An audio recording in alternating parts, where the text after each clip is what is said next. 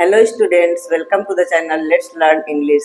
तो पिछले वीडियो में मैंने पास्ट इंडेफिनिट टेंस के कुछ सेंटेंसेस करवाए थे, तो आज मैं फिर से कुछ सेंटेंसेस लेके आई हूँ जिससे आप लोगों की अच्छी प्रैक्टिस हो जाए। तो पास्ट इंडेफिनिट क्या होता है, उसके कैसे रूल्स होते हो, तो मैंने सारा पिछले वीडियो में बता दिया था। तो जिन लोगों ने ना देखा हो तो वीडियो जाकर के देख लेंगे तो अच्छे से समझ में आ जाएंगे आगे के सेंटेंसेस। तो ये कुछ सेंटेंसेस मैंने लिखे हुए हैं, तो इनका इंग्लिश ट्रांसलेशन कैसे होता है मैं करके आप लोगों को दिखाती हूँ। ये हमारा पास्ट इंडेफिनिट टेंस है, इसको हम सिंपल पास्ट भी कहते हैं।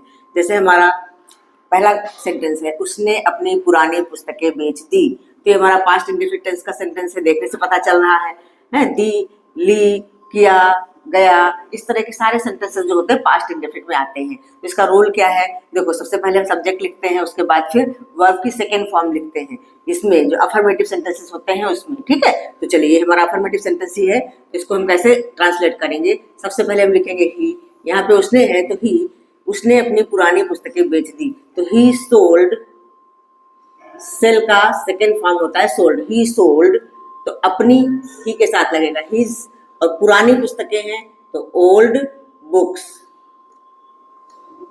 ये हो गया इसका ट्रांसलेशन, बिल्कुल छोटा सा। उसने अपनी पुरानी पुस्तकें बेच दी, तो ही सोल्ड हिज ओल्ड बुक्स। ठीक है बच्चों, समझ में आया। चलिए अब अगला हम देखते हैं। अगला है, क्या तुमने मेरी सलाह मानी। अब हमारा ये इंटरोगेटिव सेंटेंस आ गया, क्या सबसे पहले आ गया, तो हमारी इसकी जो हेल्पिंग वर्ब है डिड। नेगेटिव और इंटरोगेटिव में हेल्पिंग वर्ब लगाते हैं और अफर्मेटिव में कोई हेल्पिंग वर्ब नहीं लगती, सीधे मेन वर्ब का सेकंड फॉर्म लग जाता है। ठीक है, तो ये चीज आपको ध्यान रखनी है।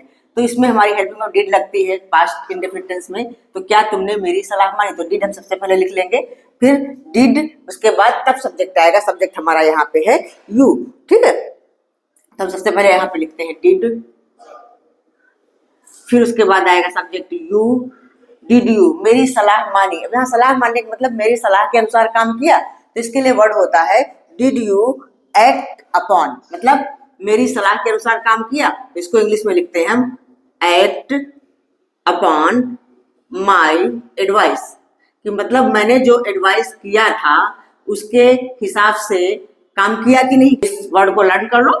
सलाह मानने के लिए हम लिखते हैं एक्ट अपॉन माई एडवाइस, किसी का भी जिसका उसका है उसकी एडवाइस, हिज एडवाइस हो जाएगा यहाँ पे, लेकिन एक्ट अपॉन लिखते हैं। ठीक है, चलिए अगला है सेंटेंस हमारा, गाड़ी ठीक समय पर स्टेशन पर नहीं पहुंची। अभी आगे हमारा नेगेटिव, तो यहाँ पे हमें डिड लगाना पड़ेगा, डिड नॉट लगेगा। तो गाड़ी, द ट्रेन, ठीक है, गाड़ी ठीक समय पर स्टेशन नहीं पहुंची। ठीक है, तो द ट्रेन सबसे पहले हम लिखते हैं, उसके बाद डिड नॉट लगाएंगे। सब्जेक्ट इसका है ट्रेन, तो द ट्रेन, उसके बाद डिड नॉट, डिड नॉट। अब पहुंचने का क्या होता है, अराइव। ठीक है, did not arrive.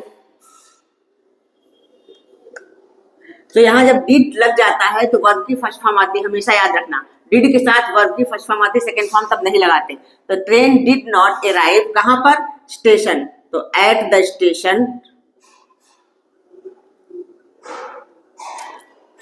At the station in time, सही समय, ठीक समय। तो यहाँ पे हम लिखते हैं इन टाइम, टाइम के अंदर।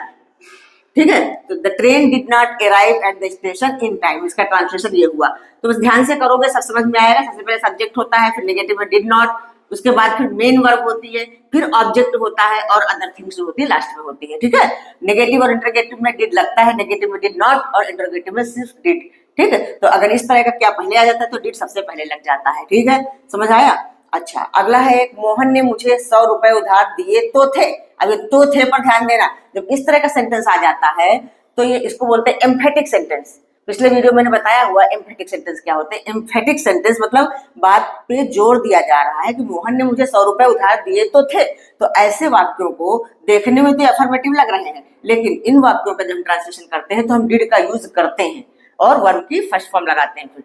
फिर इस तरह से नहीं होगा कि सब्जेक्ट के बाद वर्ब की सेकंड फॉर्म नहीं लगती है। दिए तो थे, किया तो था, मतलब बात पे जोर दिया जा रहा है। तो ऐसे सेंटेंसेस का जब ट्रांसलेशन होता है तो हमें डिड लगाना पड़ता है। इसी तरह प्रेजेंट इंडेफिनिट में भी इस तरह के जो एम्फेटिक सेंटेंस होते हैं तो अफर्मेटिव सेंटेंसेस में भी डू लगा के ट्रांसलेशन किया जाता है। ठीक है, तो मोहन ने मुझे 100 रुपए उधार दिए तो थे, तो इसका ट्रांसलेशन हो जाएगा मोहन, अब डिड लग जाएगा। तो उधार देना क्या होता है, लेंड। ठीक है, फर्स्ट फॉर्म इसकी लेंड होती है, सेकंड फॉर्म लगाएंगे तो लेंड होगा, सेकंड तो लगेगी नहीं, डिड लग गया। तो Mohan did lend me 100 rupees. तो Mohan did lend me 100 rupees. ठीक है, समझ आया? तो इस तरह से डिड लगता है। वैसे डिड कभी अफर्मेटिव सेंटेंसेस में नहीं लगता जनरली। जब एम्फेटिक सेंटेंस दिखाई देता है कि सब वाक्य में जोर पड़ रहा है, तब हम डिड लगाते हैं और वर्ब के फर्स्ट फॉर्म लगाते हैं। ठीक है। अच्छा, एक चीज और है इसमें, जैसे मैं प्रतिदिन व्यायाम किया करता था, ये किया करता था, इस तरह के सेंटेंसेस में थोड़ा सा अलग होता है। इसमें हम यूज्ड टू लगाते हैं। देखा होगा आप लोगों ने, कई बार यूज्ड टू वाले सेंटेंस आते हैं। जैसे मैं प्रतिदिन व्यायाम किया करता था, तो I use to take exercise daily. ठीक है, मैं प्रतिदिन व्यायाम किया करता था, तो इसका हो जाएगा आई यूज्ड टू। किया करता था, इसमें यूज्ड टू लगाते हैं, है कि किया करता था, हमारी एक आदत थी। ठीक है, I used to take exercise daily. ठीक है, ये हो गया, I use to take exercise daily. उसी तरह से अगला है, सीता कभी झूठ नहीं बोला करती थी। सीता कभी झूठ नहीं बोला करती थी, तो Sita never used to tell a lie. Sita never used to tell a lie. Sita, अब यहाँ पे कभी आ गया तो नेवर हो जाएगा। Never used to tell a lie. ठीक है, ये हो गया, Sita never used to tell a lie. Last sentence है, वो कक्षा में प्रथम आई। तो वो कक्षा में प्रथम आई, तो इसके लिए प्रथम आने के लिए स्टैंड फर्स्ट होता है। प्रथम आने के लिए स्टैंड फर्स्ट बोलते हैं। ये हमारा पास्ट टेंस का सेंटेंस है, पास्ट इंडेफिनिट है, तो स्टैंड का सेकेंड फॉर्म स्टूड लगाना पड़ेगा।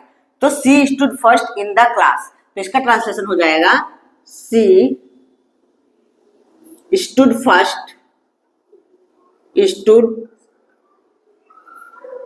फर्स्ट इन द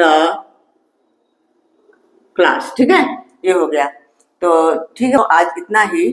तो आई होप आप लोगों को समझ में आए होंगे सारे सेंटेंसेस पास्ट इंडेफिनिट टेंस के। तो अब नेक्स्ट वीडियो में मैं पास्ट कंटिन्यूअस टेंस के सेंटेंसेस बताऊंगी, और इसी तरह से सारे टेंस के जितने भी पार्ट्स हैं सारे सेंटेंसेस करवा दूंगी। फिर उसके बाद हम आगे चलेंगे ग्रामर वगैरह की तरफ। तो अगर वीडियो अच्छा लगा हो तो लाइक करिए, शेयर करिए और सब्सक्राइब करिए। मिलते हैं आप लोगों से नेक्स्ट वीडियो में और नए सेंटेंसेस के साथ। ठीक है, तब तक के लिए बाय।